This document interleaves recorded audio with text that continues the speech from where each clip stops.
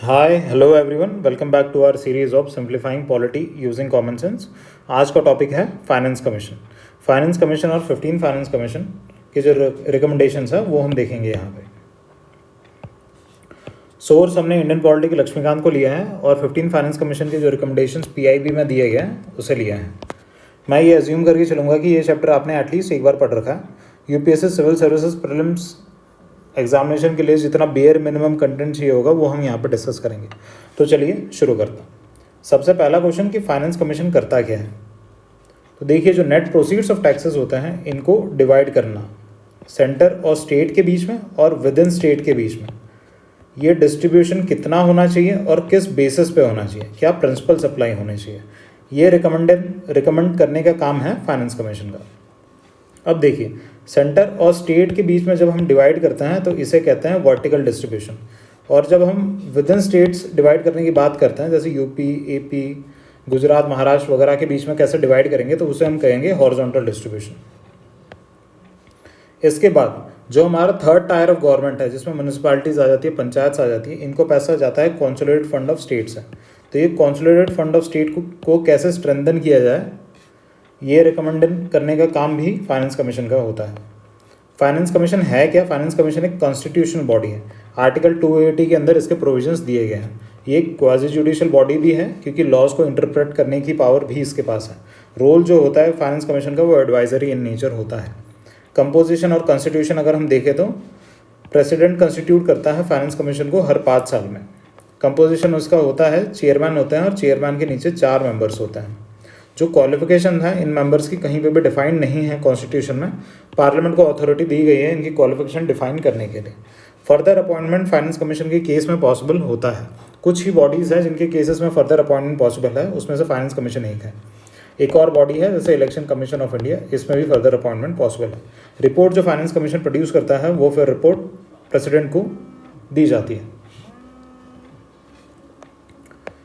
अब देखिए, यहाँ पे इस चार्ट में हम देखेंगे जो 14 फाइनेंस कमीशन था और 15 फाइनेंस कमीशन था, इनके जो क्राइटेरिया थे फाइनेंशियल डिवोल्यूशन के लिए, ये कौन से क्राइटेरिया थे और इनमें क्या बेसिक डिफरेंस है।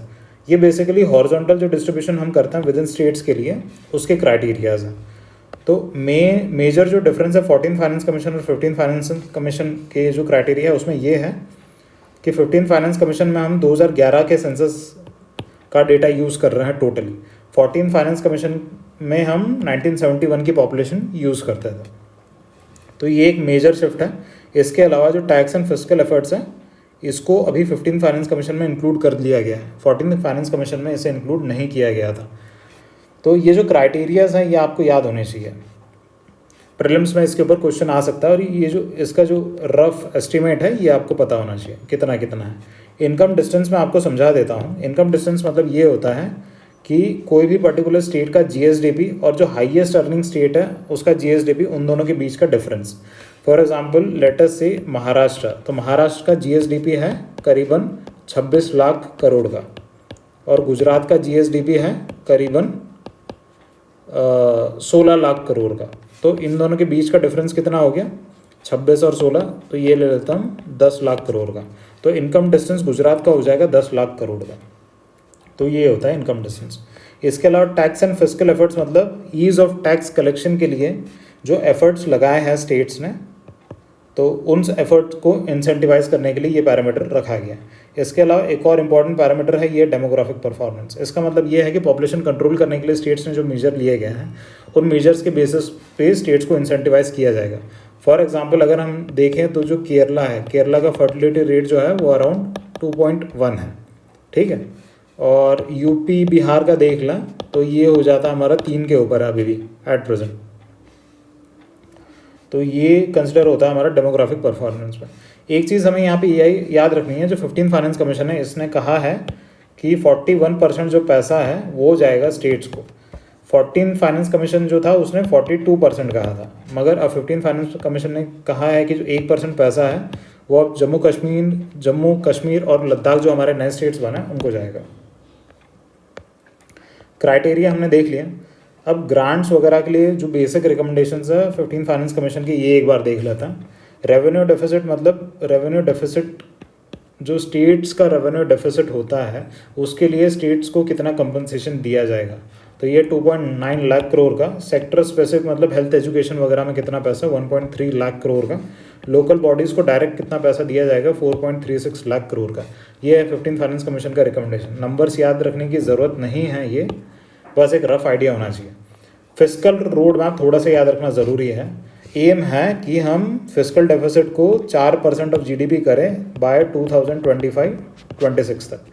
इसके अलावा स्टेट्स को 0.5% एक्स्ट्रा एनुअल बोरोइंग की पावर दी गई है, 0.5% ऑफ जीएसडीपी, जो स्टेट का जीएसडीपी है उसका।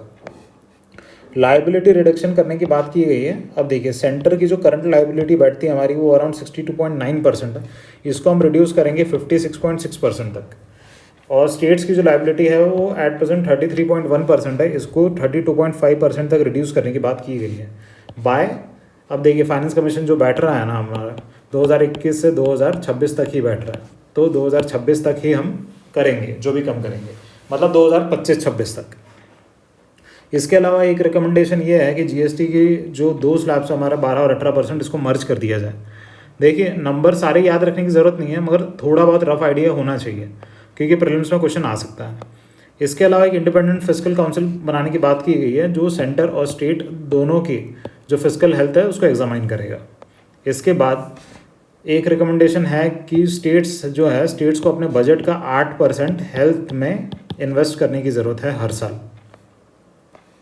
इसके बाद डिफेंस के लिए एक मॉडर्नाइजेशन फंड बनाने की बात हुई है, डिफेंस और इंटरनल सिक्योरिटी के लिए। ये फंड नॉन लैप्सेबल होगा और जो हमारा पब्लिक अकाउंट्स ऑफ इंडिया है इसके अंदर बनेगा। इसको बनाने की ज़रूरत क्यों पड़ी, क्योंकि डिफेंस के लिए जो एक्चुअल पैसा चाहिए होता है हमें, एक्चुअल जो रिक्वायरमेंट होती है और बजटरी एलोकेशन होती है उसमें डिफरेंसेस रह जाते हैं। तो इन डिफरेंसेस को ब्रिज करने के लिए, मतलब कम करने के लिए, ये एक फ़ंड बनाने की बात की गई है। तो देखिए, इस चैप्टर में इतना ही था जो मुझे लगा कि बहुत इंपॉर्टेंट है। इसके अलावा जितनी चीज़ें हैं, आप ये जो चैप्टर आप जब पढ़ेंगे लक्ष्मीकांत से, वहाँ से आप देख सकते हैं। और पीआईबी पे जो 15 फाइनेंस कमीशन के रिकमेंडेशंस हैं उससे जब आप गो थ्रू करेंगे तब आपको ज़्यादा आइडिया लगेगा। जितना बेयर मिनिमम कंटेंट था वो मैंने यहाँ पे कवर कर लिया गया। अब आपको क्या करना है, एक तो आपको ये चैप्टर पढ़ना है, 15 फाइनेंस कमीशन के रिकमेंडेशंस पढ़ना है। इसके अलावा टेस्ट सीरीज़ के क्वेश्चंस आपको सॉल्व करने हैं। और उसके बाद अगर करंट अफेयर्स में कोई भी अपडेशन आता है तो वो आपको ऐड करते रहना है। तो मुझे लगता है इतना कंटेंट काफ़ी होगा with respect to finance commission. तो चलिए इस लेक्चर को एंड करते हैं, मिलते हैं आपसे नेक्स्ट लेक्चर में।